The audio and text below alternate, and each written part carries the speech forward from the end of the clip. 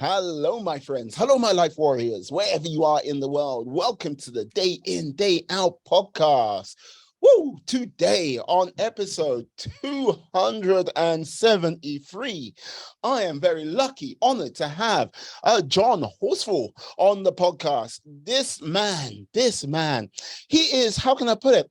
He is a adventuring soul who is a bit psychotic. Let me just say this. Look, I'm about to do the London Marathon this weekend. And yes, this man has run 27 marathons in a month.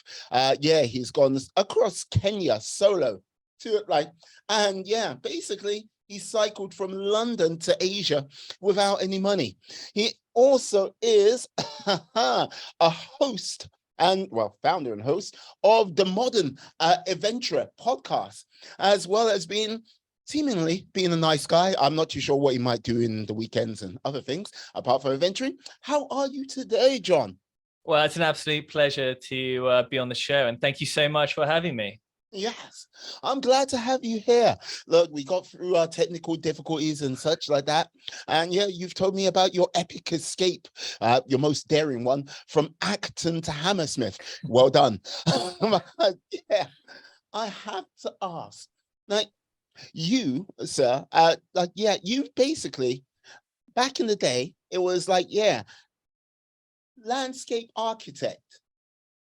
How did you get from there to basically, yes, this a modern day adventurer, doing 27 marathons and going from London to Asia? How did that happen? You crazy man. Well, very good question. I think looking back, I've always absolutely loved the outside world. Being outside in nature has always been something I love. I grew up in the countryside. I'm not a London city boy, as the listeners might think from the Acton Hammersmith intro, but I sort of had this love, and I studied landscape architecture and was very interested in sort of design and everything. But what I realized very quickly was I was spending a lot of time inside rather than outside. And I suppose my sort of love of these sort of adventures first came back in 2012 when, after finishing at uni, I decided to cycle across America, having never cycled more than 10 miles in my life. You sort of cycle down to the village shop or something, but didn't really go much further than that. And then the idea sort of came to me, and through that sort of journey, I discovered this idea of backcountry adventuring, as one might say, or exploring. This idea that you'd just go off into the middle of nowhere. When I say middle of nowhere, I mean there was no cycling route. I was just heading out for the sake of heading out. And I was meeting all these people who had never come across a touring cyclist, in the middle of America, who were just like, what are you doing here? How have you managed to come all the way to my town of Columbiana in Ohio? Why are you here? And in gathering and speaking to all these sort of local people, rather than in the sort of touristy areas, I sort of fell in love with this idea, and this idea of really discovering the real country. And I felt through that time of cycling across America, I really got to know the country and completely fell in love with the American people. And I know sort of America gets a bad rap from time to time. And in actually planning the journey, I had so many negative comments about America of oh, it's very dangerous. Oh, the American people, they're a bit. But actually, when I went into the sort of backcountry, you actually found the real, I'm talking proper Midwest. You the hospitality and the generosity of the American people was just second to none. And I suppose after completing that journey, I came back. I started my work in landscape architecture, and typing away on the computer, clicking on the mouse, my mind was just flowing with ideas. And eventually it got a bit too much. And I just sort of made the jump and decided to do another one. And that's where sort of Kenya and that sort of life sort of took me, really. But okay, at the time when you went, okay, yeah, Billy, I can, well, a clear indication he is not a city boy is village shop. That is anyone in the UK understands that. Anywhere else, yeah. But village shop, doing it like riding a bike from your village shop here, there, everywhere, like what I mean. Not a major cyclist, but to like go, okay, yeah, America, I'm doing it. Did you just like, okay, was it a thing you planned over a series of months, or was it just a case of a whim and you were off? Okay, I'll be perfectly honest. It Yeah. was literally the day I finished university. I wanted to do something big, and maybe that was coming from a sort of, I don't know, this idea of wanting to prove myself or do something Mm-hmm. significant, and that was sort of the mentality of it. And the idea was really like either to cycle to India, and then I realized I actually really wanted to go to America and discover America. And so this sort of idea of maybe I go around, and eventually I was like, well, that sounds quite a long way. Maybe I just go from New York to San Francisco. And that was the sort of idea in my head. And I know you laugh, but I was literally like, that's a stupid idea. That's gonna go. But weirdly, and this is the crazy thing, is like some of these ideas, they sort of grow on you, and they sort of end up consuming you. And so this sort of idea grew and grew and grew.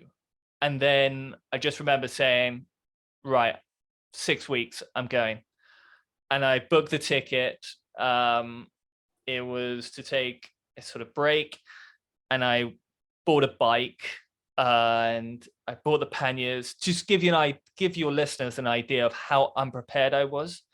I didn't know much about cycling or this sort of mechanics of it, and I bought some tennis shoes because I heard like cycling in tennis shoes was quite, because they had quite a hard sole. And then my friend was like, no, you really need some cleats to cycle because it's much better for you. And instead of going up, you've got the balance of both. And I was like, oh, okay, never worn cleats. Oh, And I just like to say, when you first start on cleats, having never done it, it is so difficult because you get to a little, traffic light, and you're there ready to just put your foot down, and then suddenly it's trapped in, and you're like, oh my God, and then you collapse over. And that happens so many times. So just to give your listeners an idea of how naive and unprepared I was, that's an example. right. No, and like this is the thing. Don't get me wrong. I laugh because it's like one of those things. I'm not laughing at the fact you did it. I'm like basically, it's one of those things where I have to like laugh because it's an amazing thing you've done. Because look, many people talk about I want to do this, I'm going to do that. They come up with a elaborate plan, and like this plan is big, it's gaudy, and you just like look at it all, and you're like, oh right, to execute just one small component out of it is immensely difficult and like somewhat surreal. But to like go, okay, yeah, okay, I've finished university.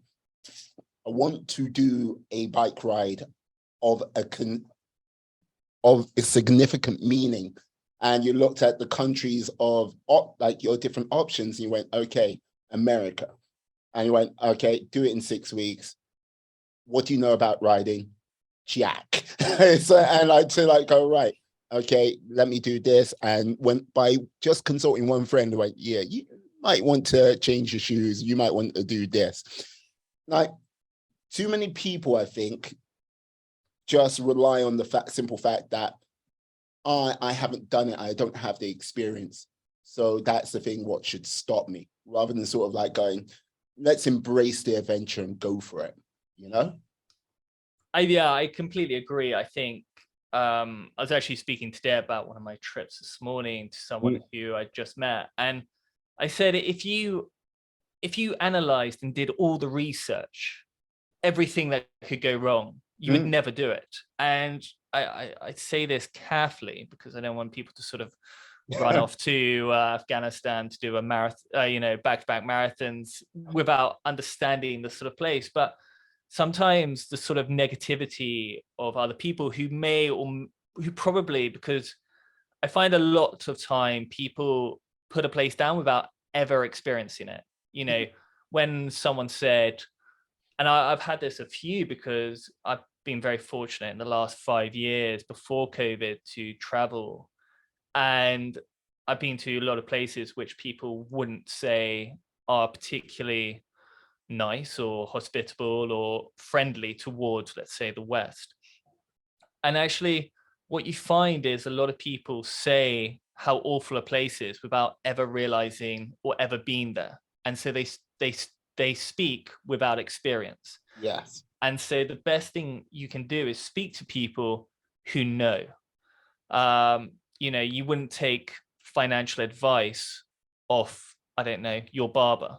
You would take financial advice off someone. You would always try and stick with the knowledge of what someone else who's been there and done that. Mm.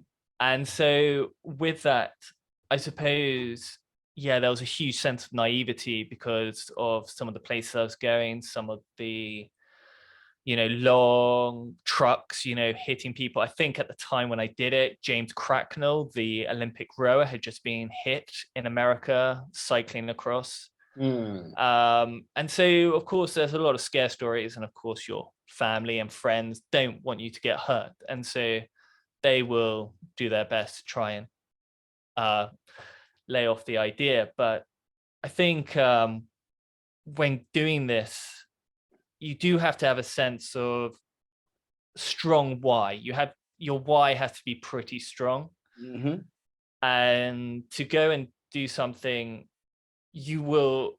It's not all.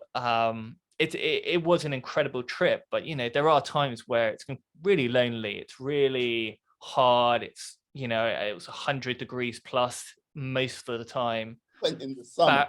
In the summer, Fahrenheit. So you're going through like the Nevada desert, and I think it was like 107, 108 degrees Fahrenheit. I know this because of the American system with Fahrenheit. I think Celsius, it's like 40 something. Yeah. How did the wheels on your bike survive? I got more flat tires in that desert than I think I've ever got in my life, and still to this day. Oh, dear God. No, but like this is the thing. When you say yes, your why has to be strong. And often there are people, like, whys come in many forms. Like basically, you've got your strong why, which is basically, to me, it's like gravity pulls you along. And you got your fuzzy why. And your fuzzy why, it's one of the whys you've got to keep pushing. And eventually you will run out of motivation and it will like fade away. But like, yeah, to go out there by yourself, like what was that? You had that why, like, because you wanted to do something significant. But what would you say were some of the like takeaways you got from that first trip? Because America, they say it's very similar to the UK, but it's different in other ways. But what would you say would be a key lesson or two you learned? With myself, or what I learned about America?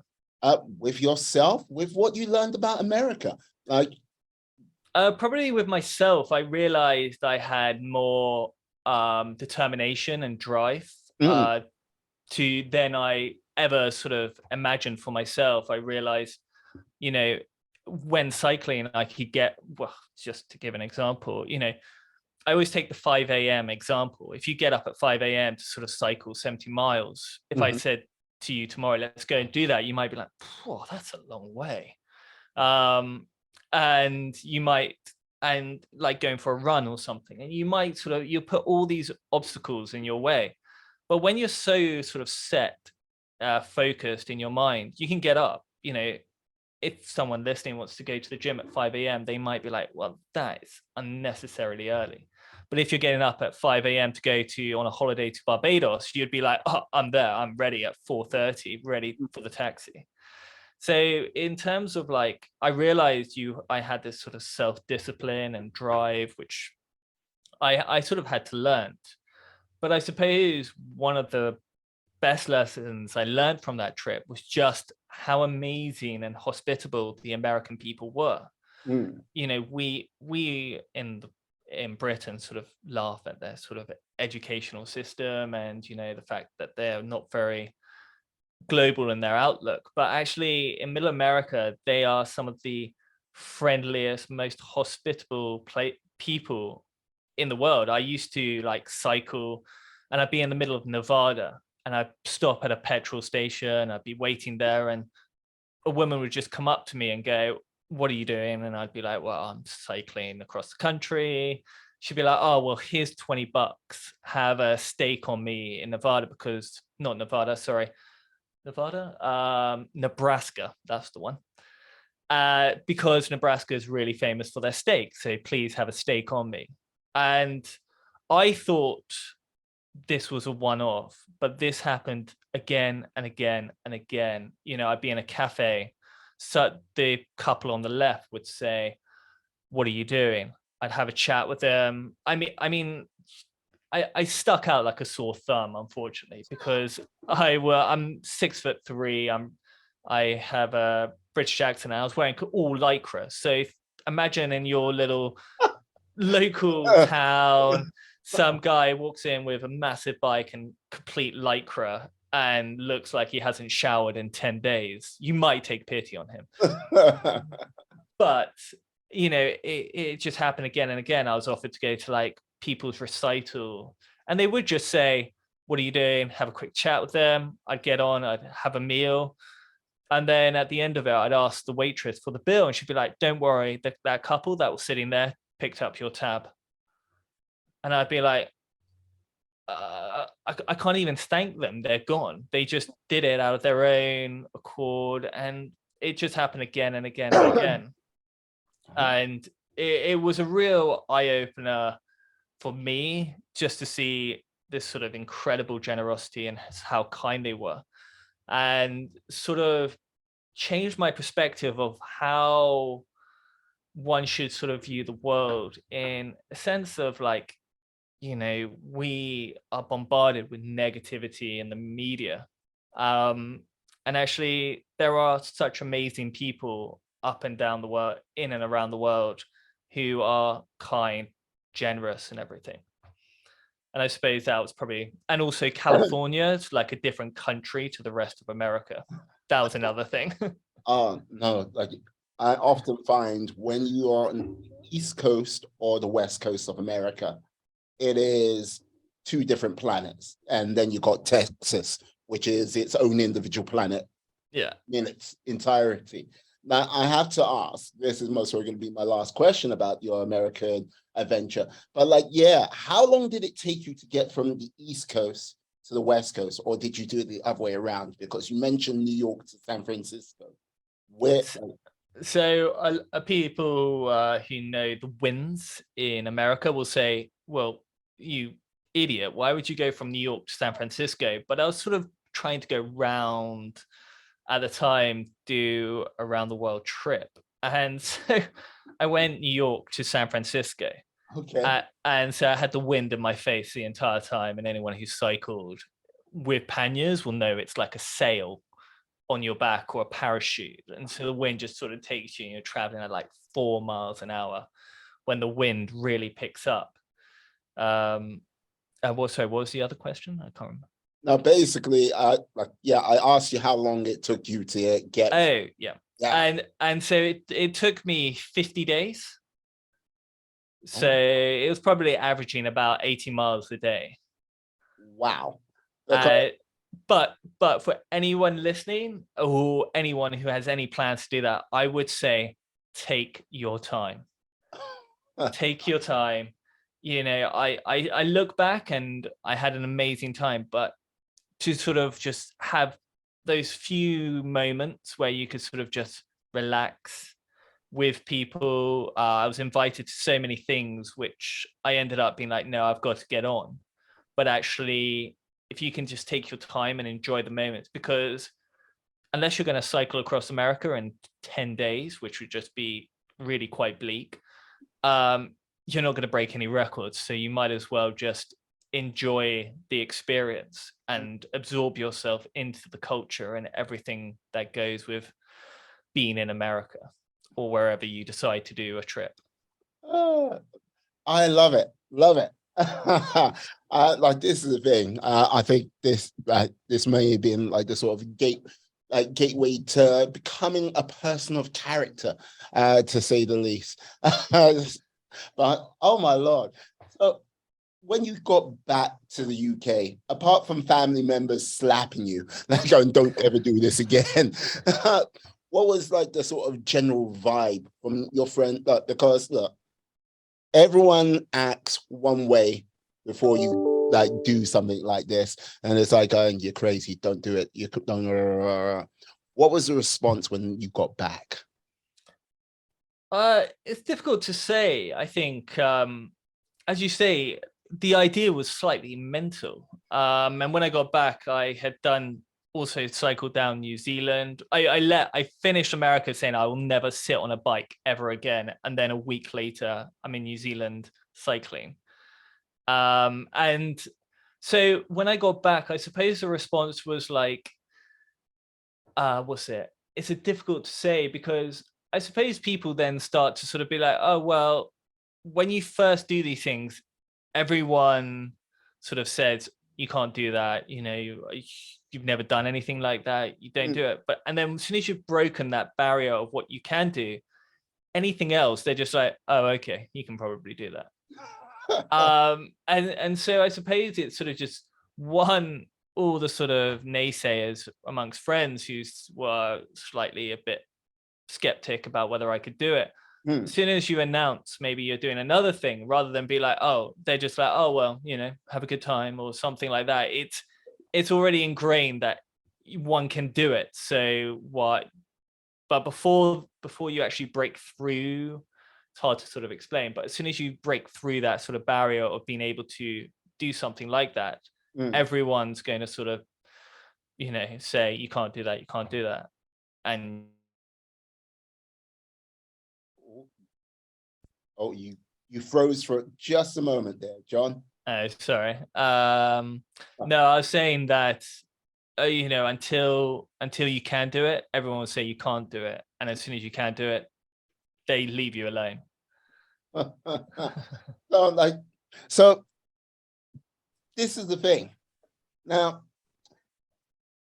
you casually dropped in that you cycled through New Zealand after swearing you wouldn't like get on a bike again. Now,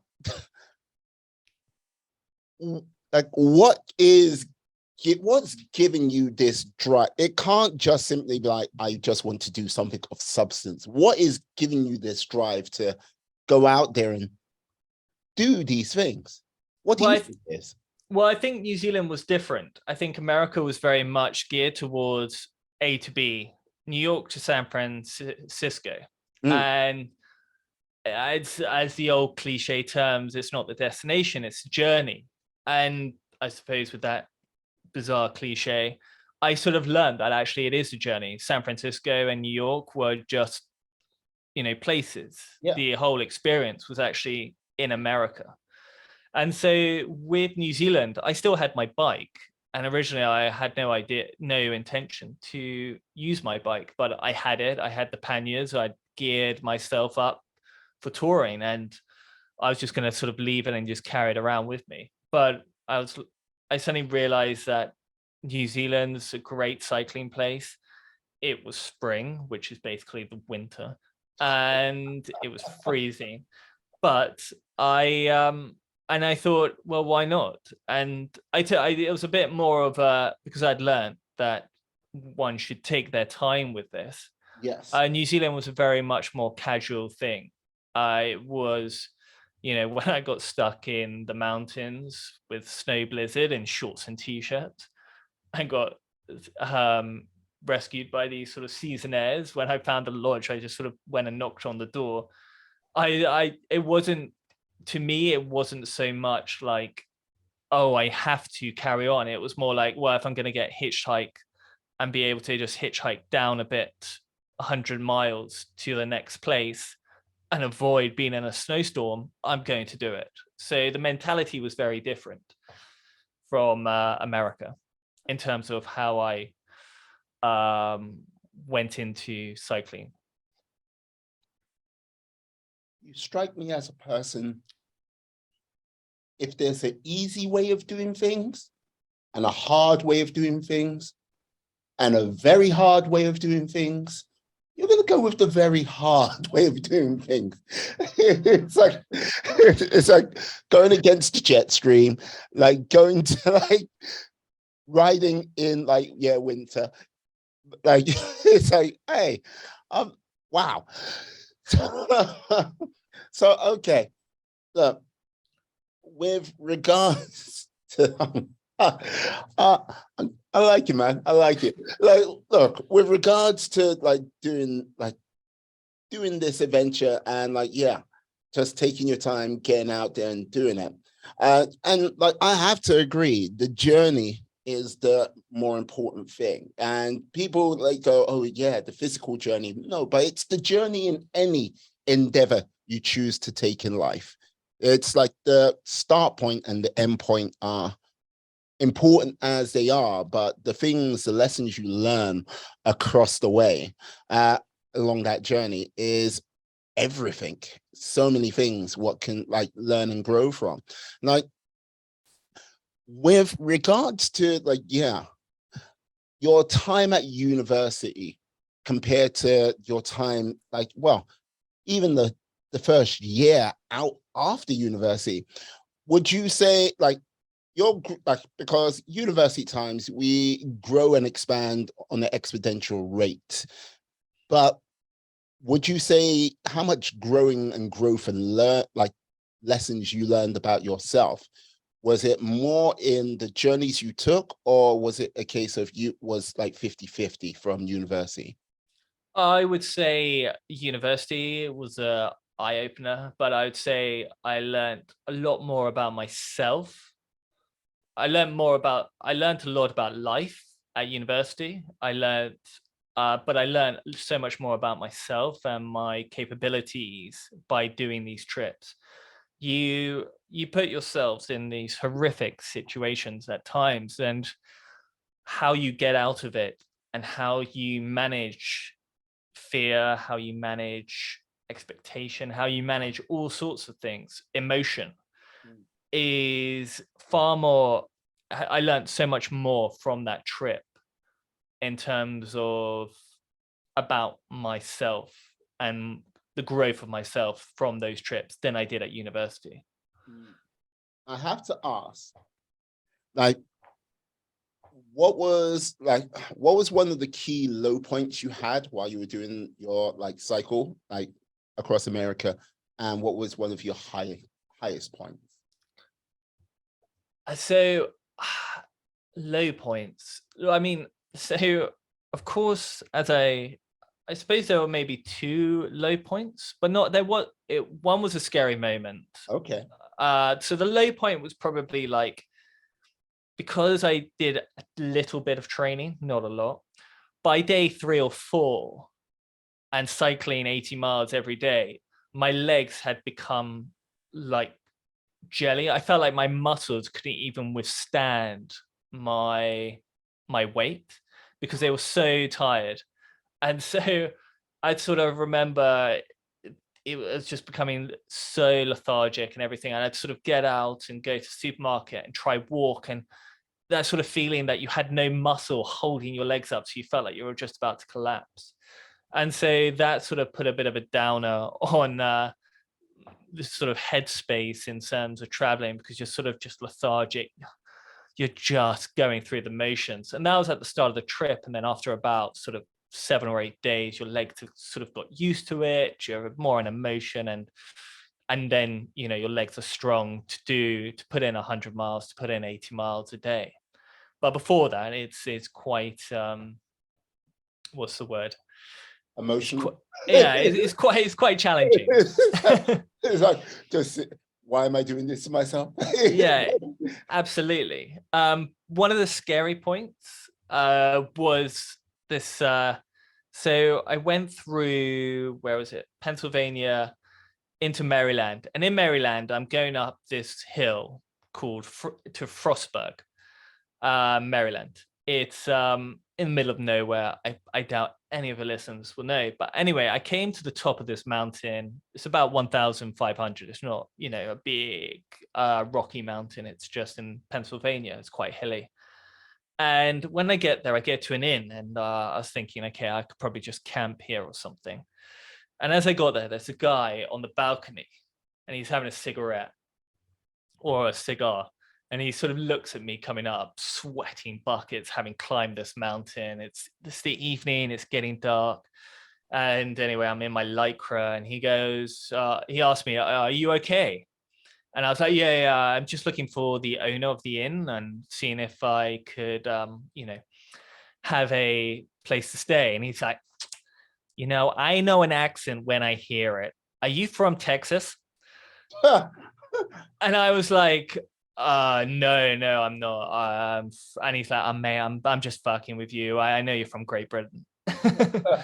Anyway, so I get chatting to this guy, and at this time, my route's roughly down the Mississippi down to St. Louis. And he's like, we get chatting. He's like, oh, I live in Chicago. And so I'm like, oh, well, and he's like, oh my God, it's the best. I live in this place called like the Ukrainian Village, and it's like the Soho of London. It's really cool. So if you're ever up, come and stay. And he was like, I'm just here with my 2 kids or something. So I was like, all right, sweet. Anyway, as I said earlier, it got really, really hot in America, and every day, like St. Louis never went below 100 for like 16 days straight. So I ended up trying to go further and further north towards Chicago. Anyway, so I was like, okay, well, this guy's offered me a place in Chicago. I'm going to go. So I give him a call. I'm like, I'm heading to Chicago, probably be there in 2 days or so. So would love to come and stay. He's like, oh, awesome. I'm here for the weekend. I'll get a place for you and everything. So I start cycling anyway. Again, I'm, it's very, very hot. I'm very, very tired. And in the evening, he gives me his address, which is, I don't know, let's just say 185 St. Martin's Avenue or something. Mm-hmm. And I'm like, okay, St. Martin's Avenue. So I type into Google St. Martin's Avenue. Wait, I think it was something else, St. George Street or something. What I didn't know is that Chicago is long. And so 1517 is like, this street is 5 miles long. And on one side, you've got the ghetto. And on the other side is actually really, really nice. So I typed in St. Martin Street, and Google took me straight into the ghetto. And I'm cycling through it, being like, wow, this is really quite something. And, there's boarded up houses, broken glass all over the place. And I'm there in my Lycra and, sticking out like a sore thumb. And people are there, out in their groups. Anyway, I sort of stopped to sort of check my phone. And at this exact point, it sort of says, well, you're about 2.5 miles away from this point. Mm-hmm. To which I'm like, wow, okay, so this is clearly in the wrong place. And at that moment, my phone dies. It cuts out with battery. There's no battery packs at this time. So I'm now on my own.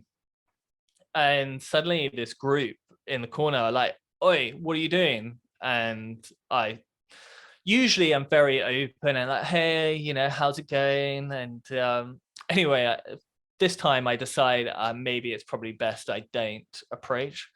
So I sort of decide to just get my head down, and I was like, right, I'm just going to cycle on. And so I sort of wave to them, and then I just cycle on. And then he's like, shouts to his group to go and get me. Oh, Chicago is a wild town. And, and so I'm cycling, and I go down this street, and then I'm turning left, knowing that they're just behind me. And I'm cycling as fast as I can. Bear in mind, I've got about 50 kilos of stuff on me. Well, not 50, probably about 20. And I'm racing down. I see a cop car on the left, and I literally just cycle straight up to the cop car. And like it was almost that feeling of like when you haven't seen your mother in like 2 years, you just want to hug them. And anyway, so I get chatting to the cop, and he's like, "Whoa, you know, you're in the worst place possible. You know, you should be really careful." And I'm like, "I know that, thank you." Um, and so I get chatting with him, and eventually he's like, "You just need to go down there on the left." Anyway, I finally get to this place. Have a great weekend, but that moment, like no one knew I had decided to take a detour to Chicago. No one had known that I was. So if something had happened, like I don't know what, and it was that sort of idea of like no one knew I was there. Yeah, no, because this is the thing. What people don't realize about Chicago, like it's one of the coldest places you can be in America in the winter. Yeah. It also is one of the hottest places you can be in the summer. But the heat tends to send people in Chicago a little bit loopy. And it's quite a wild city. That's all I would say. It's a very wild city. Yeah. Depending where you are. And it sounds like you are in an area let's just say if it got wild. Yeah.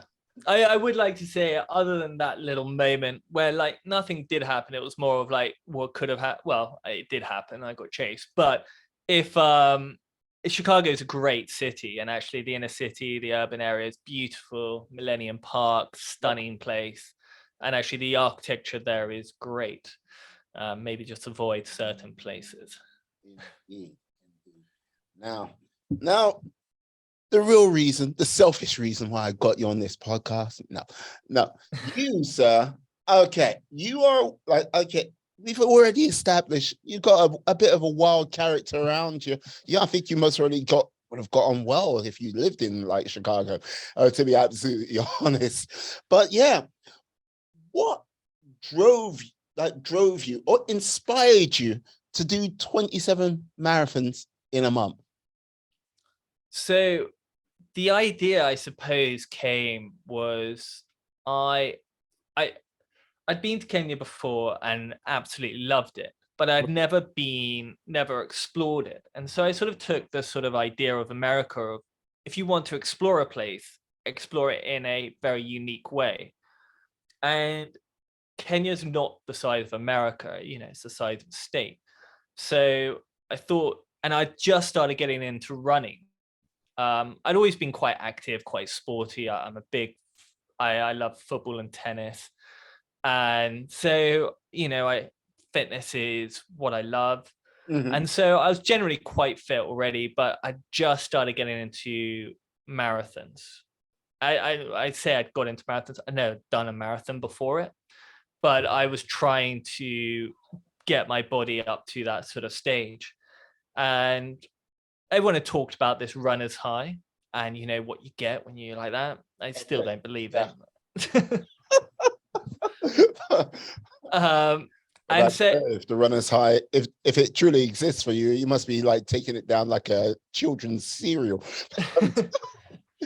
so I had this idea, and so I knew I wanted to explore Kenya in a unique way, and running I was getting into. They're big runners, so I thought, what about and I wanted to do another big thing, and I thought Kenya would be a good, what's the word, benchmark to propel this sort of journey. And so at the sort of time, I mean, Instagram was not much of a thing, but I was sort of posting on Instagram. And anyway, so I sort of had this idea and decided I'd just go for it. And I basically typed into Google Maps the Ugandan border in Mount Elgon and put in a town called Kilifi on the coast. Google Maps gave me a route.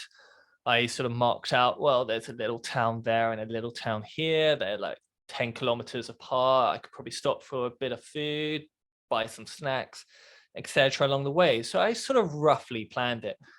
but what I didn't realize is that Kenya is not quite the same as like when you look at Google Maps in the UK, and these sort of 10-kilometer spacings when you actually get there are nothing more than a mud hut with a few avocados and bananas or something. So this sort of idea of me having lunch or snacking along the way was what's the word? Didn't quite work out as I had planned it. But what I realized along the way was just, again, by doing this, I've suddenly realized just how amazing the country was and how amazing the people were. And I sort of went up to the top and, and also when you do this stuff, if you shout it from the rooftops amongst, I don't know, your family and people will just put you in touch with lots of people. They'll be like, oh, I know Thingy who knows Thingy who has, a little house up there. And so I was sort of being pawned off to one another. Anyway, my sister decided to come out as well. And I was doing this for a friend's charity out there called the Lewa Children's Orphanage. Right. The idea was that I would run to the orphanage, then run from the orphanage to there, so people could actually see where the money was going and everything. And so I flew out and did a bit of planning, try to get as many contacts as possible, and see. And yeah, and then the first day came, and on the Ugandan border is in Mount Elgon, and Mount Elgon is a mountain. And this was my first ever marathon, or going above 43 kilometers or 43.2 or whatever it is. And so I did 30 miles on the first day and was like, wow, that was absolutely brutal at altitude. And then the next day I had to get up and do the same again. And it was all pretty hard work. But along the way, you just meet some amazing people. On that first day, I had a guy who wanted to stop, have a chat, started singing to me, had children running with me. The policeman at little stops would sort of chat and be like, what are you doing? And then you get chatting. And like I was doing this on my own. I had a little backpack with all my stuff in. So I was running with a backpack. And it just sort of snowballed from there, and people just kept pawning me off along the way. And so I didn't bring a tent because what? It's like, what? Okay. Why did you bring a tent? And so along the way, out of 32, I only actually put myself up 8 days out of the 32, because people were just like, oh, I know someone down there, so you might be able to stay. And so that sort of process just kept happening. And, it was just incredible, because you're seeing such a diverse country with so many, beautiful landscapes, different areas, wildlife, etc. And so along the way, I'm not going to stand here and pretend like the running was a piece of cake. It was absolutely brutal. Like absolutely brutal. Running marathon after marathon, day after day is just really tough. And the problem is that my body wasn't quite prepared for it. And so like on day 7, I turned in and slightly sprained my ankle. And then I was getting like sharp pains in my quads and in my shins. And then on day 10, I suddenly realized I had quite bad shin splints in my left leg. And so it was like, right, need to take a lot of painkillers. And so literally as the days went on, I sort of started with like a little strap of bandage around my leg. And by the end, it was like a full bandage around my legs. And then on like day 13, I got food poisoning. We went into this place, and this is the difficult thing, is like you're really hungry all the time. You're just constantly thinking about food, and I was definitely not getting the calories I needed in. And so I was staying with these people, and one of their favorite places was a thing called a nyachoma, which is barbecued meat. And like I was warned beforehand, just do not eat the meat from the streets. It's so bad for you, and your stomach is just not accustomed to it. But they were like, this is our favorite place. This is the best food in town. So I was like, well, I'll take the risk. And you know, it was food so fresh. You had chickens running under your feet and everything. And I think I had chicken and goat in this place, and you know, it was devouring it all, huge portions. I'm sure it was. It was absolutely delicious. But the next day I was throwing up, I was being ill. But I, again, you know, any sane human being would be like, well, you've just got to stay in, wear it off. But I had an idea that I wanted to complete it in a month. And so on an empty stomach, I was like, right, I've just got to keep going. And it was pretty brutal running marathon for the next few days on an empty stomach. But I then stopped at like a place where this woman put me up, and I didn't know why. It's really strange, and I'm sure your listeners will be like, oh, you know, what was he thinking? But when you sort of put yourself in like a mindset to do something like this, you're very like self-driven, you're very self-motivated.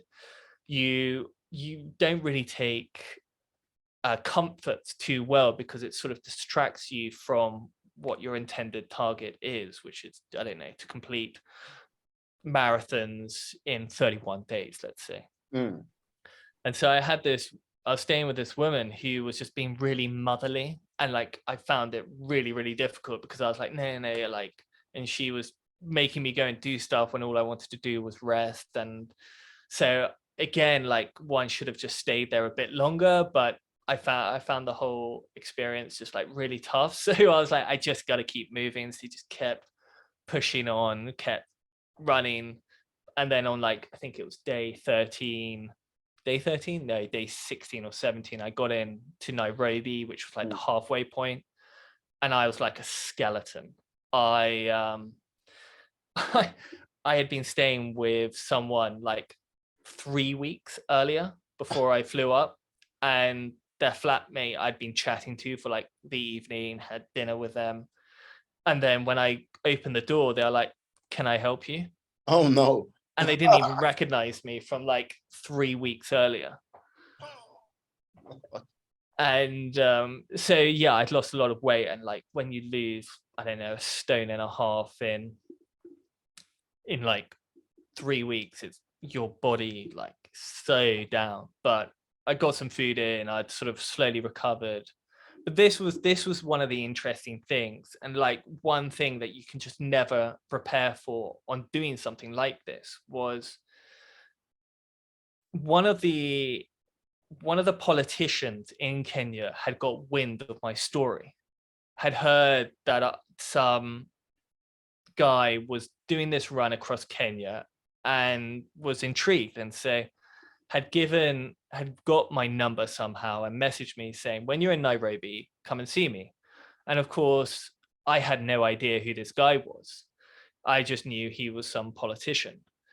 And like, if someone had said, oh, you're going to go and see a camera, I don't know, an Ivory, some politician who you'd never heard of, you'd just be like, oh, all right, cool.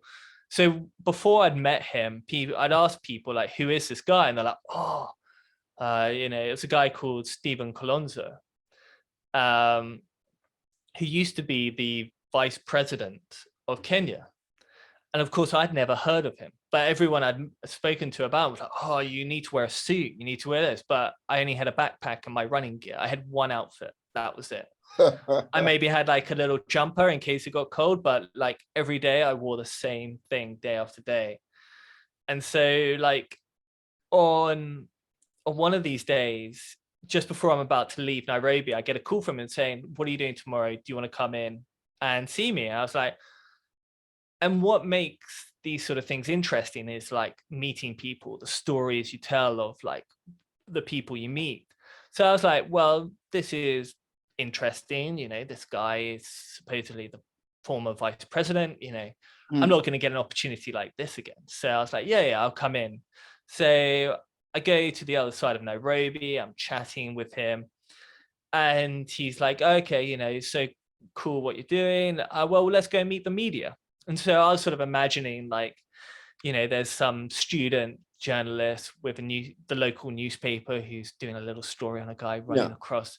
But no, like, he's obviously about to launch his new campaign for election.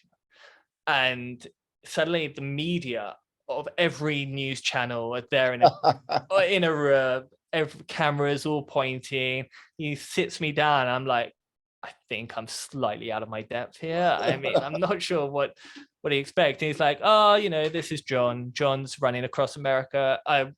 Running across Kenya. Well, John, why don't you tell them what you're doing? And I'm like, suddenly with all these news outlets just like Yeah. focused in on me. And anyway, I sort of chat about what I'm doing, but felt slightly overwhelmed. But like, it's just very interesting. Like, it's very interesting doing something like this where you can never prepare for something like that. And until you sort of do this thing, these sort of moments will happen, because that's what makes it exciting, and people will sort of go out the way to sort of help you. And he gave a really great donation to the charity I was doing, and then the next day I got up and kept running. There you go. But like, this is the thing. I think when people like start doing things which challenge them or consider it's extraordinary to the sort of greater masses, there it's amazing how all of a sudden, yeah, the extraordinary, it attracts opportunities that you never actually would, as you say, expect to happen. The extraordinary, it's one of those things where it truly can elevate you onto new levels. You go, oh, I'm doing this one thing, and people go, that is extraordinary. But people want to be around it. People like to be around it. It's a case of if they can get touched by that small bit of light of that, they're all in. And it's one of those things where in this sort of day and age, you hear about people sort of doing this, that, the other, just just above average. And people are go, that's amazing. No, it's not. You're just doing above average. When you're going way beyond that, then you're like going, okay, wow. Because 27 marathons, like doing 30 miles back to back. Yeah, that's madness. How many pairs Yeah. of running shoes did you get through? That's what I got to ask. What's that? How many pairs of running shoes did you get through? I just the one. They were pretty worn by the end, but I'd only packed one pair, so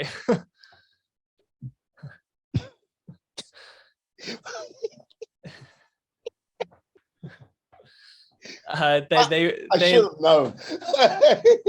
they were gone by the end. But yeah, I only packed one pair. Again, slightly unprepared, but I was just I suppose it's this sort of maybe this idea that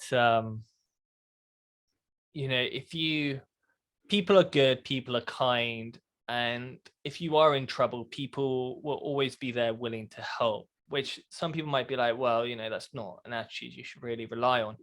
But when people do this stuff, I think people, as you say, want to sort of be around it, and people are very willing to help and sort of go out of their way. And if I needed a glass of water or something, people were always there to sort of help me along the way, sort of push me and guide me towards the end.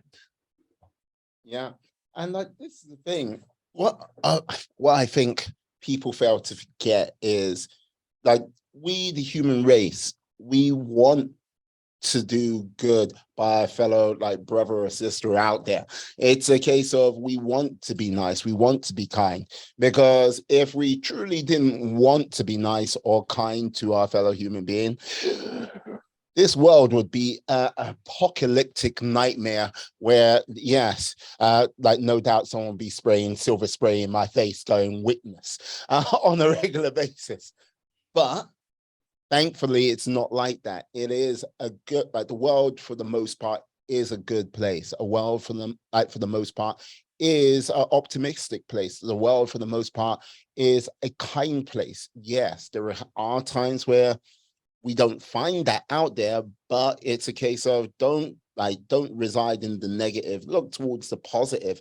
You'll be you'll be amazed at how people will come out to help one another in a time of need, you know? Yeah, exactly. And I think on on my podcast we've spoken at length about this. I had a girl called Eva Zubek, who's a YouTuber or Instagrammer, and Mm. she goes out and camps solo around the world in all sorts of unique and wonderful places, from Pakistan, Iran. And I said, how many times have you come into trouble of all your times camping solo, Mm. on your own? And she said, you can probably count it out of the hundreds, thousands of times on one hand, how many bad experiences I've had. Yeah, wasn't I swear I watched a bit of a video where she was like saying she sometimes had to hunt monkeys or something like that. I might be wrong. Yeah, but yeah. So how did you get your podcast started? Because yes, you have, how can I say, some interesting people come on your podcast. And how do you find these people? Well, it was really interesting because, of course, like over the years of doing this, you sort of build up, you find other people that are doing similar things. I mean, I wouldn't say I'm unique or special in any sort of way. And actually, with my podcast, I found exactly the same. A lot of people have different drives, different aspirations to do what they do. So, and sometimes it's from a really negative place, sometimes it's with a positive frame of mind. So people's ideas or people's drive are very different. And so I'd sort of, through Instagram, had sort of got acquaintances with other people doing similar things. And I think lockdown had hit, and I got injured training for one of my things, which had put me out of action. So I was sort of like, and I was doing a podcast like this, and as you say, you're just chatting about stuff you love. You're chatting about what you love doing, and so that was really my inspiration behind it. Was just like, I love chatting about travel and adventure. Surely other people like chatting about that. And so I got people on who had done similar things, and my intention was to try and discover like what drives people to do these things, maybe similar to how you're probably just itching at like what is driving this person. But that was sort of my intention, was to try and find out and see if there was like any correlation between all these explorers and adventurers. And after, I don't know, 65 episodes, it's sort of morphed into something else. And maybe I'm a little bit closer, but not sure, to finding out what is driving people. No, I think it's one of those things, finding what drives people and motivates them on a sort of day-to-day basis can be, how can I put it, can be elusive at times, let's just say on the light side, and yeah, can be steeped in a deep dark trauma on the other side of things. One of like, I wouldn't say heroes, but one of the people I admire out there who, well, does crazy things on a regular basis is you most probably know him, heard of him, David Goggins. Yes. Yeah. Now, his motivations and everything like this, yeah, comes from a place of like most probably, yeah, well, deep dark trauma. But it's one of those things where I look upon what he's done and why he does this on a day-to-day basis. Yeah, he does it to like fortify his mind, fortify his spirit, to like take on the challenging things in life.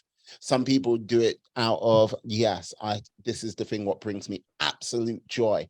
And you they can sit in the same room and they most probably be doing an ultra marathon at the same time. And you like go, you it's like night and day from where you're like both coming from. But yet here you sit today. to see, test your metal and to see how far you can go. Like, I have to ask, how far do you want to go? Because I know you're nursing a small back injury at this present time, but how far do you want to go, John? So I think in terms of my physical drive, it's of course slowed with age. But It's like, with age, he says in a softly and delicate manner. but no, like before my injury, I was very much aiming towards something, and through COVID and everything. But also, I think my intentions and my drive has changed, and my drive has much more become about telling stories. And actually, weirdly, this might sound really strange, but I actually struggle with the whole telling my story in terms of on Instagram or social media. And I actually find it far more interesting hearing other people's stories and telling other people's story. Right. And so in terms of like my drive now is I'm training to be a journalist. So I've decided to go back to uni to study journalism. And so my idea now is just to tell stories and other people's stories who maybe maybe put a positive spin on a negative countries, or just to try and tell people's stories who aren't being heard. Because as I say, my story is not unique. There's a lot of people out there pushing the boundaries of their own physical and mental well-being.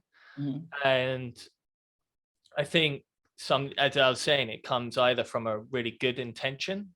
And as I said before, like my intention with America was probably not driven by something really, really positive. It was more driven by this sort of egotistical idea of myself and trying to, I don't know what the right word to sort of describe it is, but it was very much driven towards showing that it was more egotistical in a sense. Well, I would say it came from a stance to, well, one, prove something to yourself, but the other to show everyone else that you could do it. So like, depending on how you look upon it, like some people might go, that's not a real positive thing to like take it from. And other people go, yeah, you know what I mean? You got to be out there setting challenges for yourself to prove that you can actually hit those challenges, hit those markers, because sometime in the future, you might need to dig deep and you might need that example to go, you remember when you were in this ship and you needed to help you get through that moment in time? Yeah. And I think with a lot of people, because life, especially in the developed world, as we say, look, can be very comfortable. It can be very easy. And look, the amount of frustration, what can be held just from missing a tube train.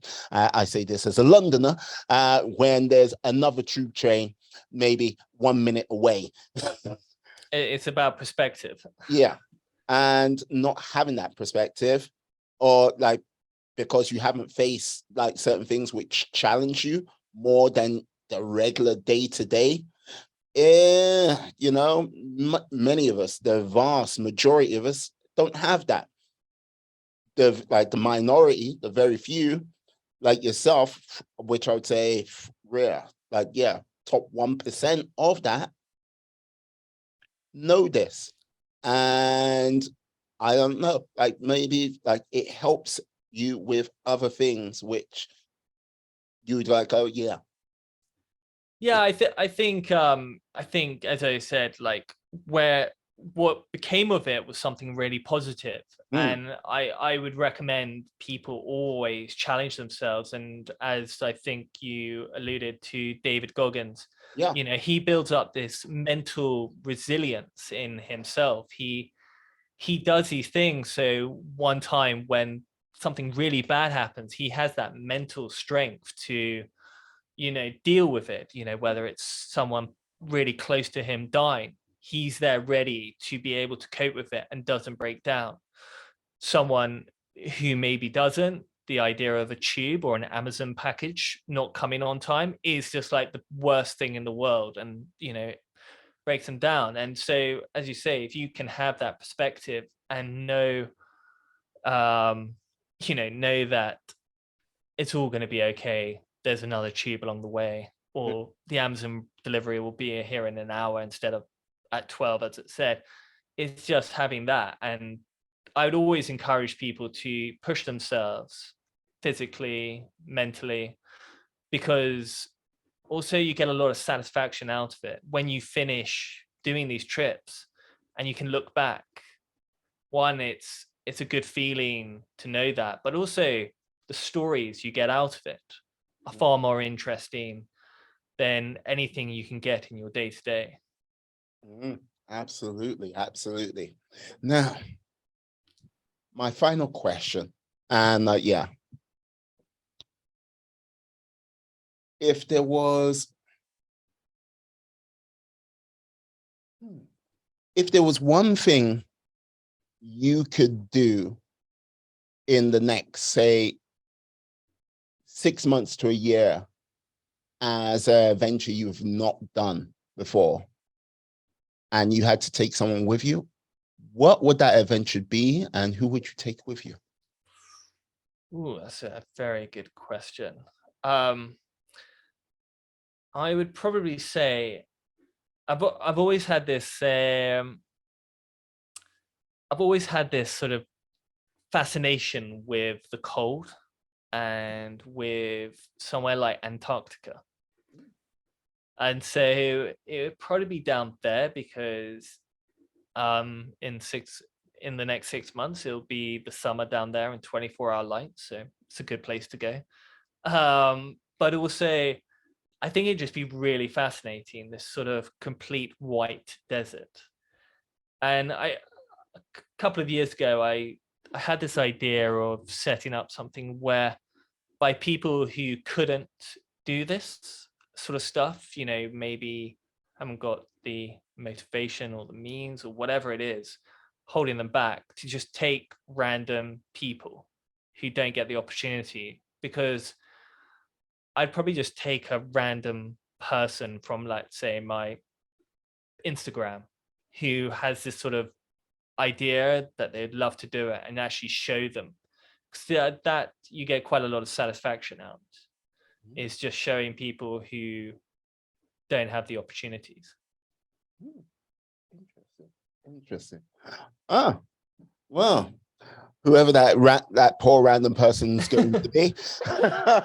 They better wrap up. Well, indeed, and I wish them luck. John, I've got to say thank you for coming on today. Yeah, time is getting against me, and unfortunately, I could talk to you for hours on end. Can you tell the lovely people how they can find you out on these interwebs? Well, my Instagram is at John Horsfall, spelt like my name. And I'm also on, what else am I on? YouTube, where I have a video podcast. So you can see some of the crazy stories from other adventurers and explorers, which is at the Modern Adventurer podcast, which is on Apple and Spotify. My personal website is Zebra Adventures, ZIBA adventures.com. And drop me a message if you have any questions, and always love to hear from everyone, really. Perfect. All the information will be in the show notes, my friends, my life warriors. So yes, seek him out. Seek out the adventure with John. And let's see how far we can go. But until then, let me say this to you, my friends, my life warriors. Please stay well, stay safe, be awesome, be excellent, be fantastic. Be all the positive bees you can be in this world, and then some. Have a great day. Have a great day, guys. And keep pushing forward. Peace. And we are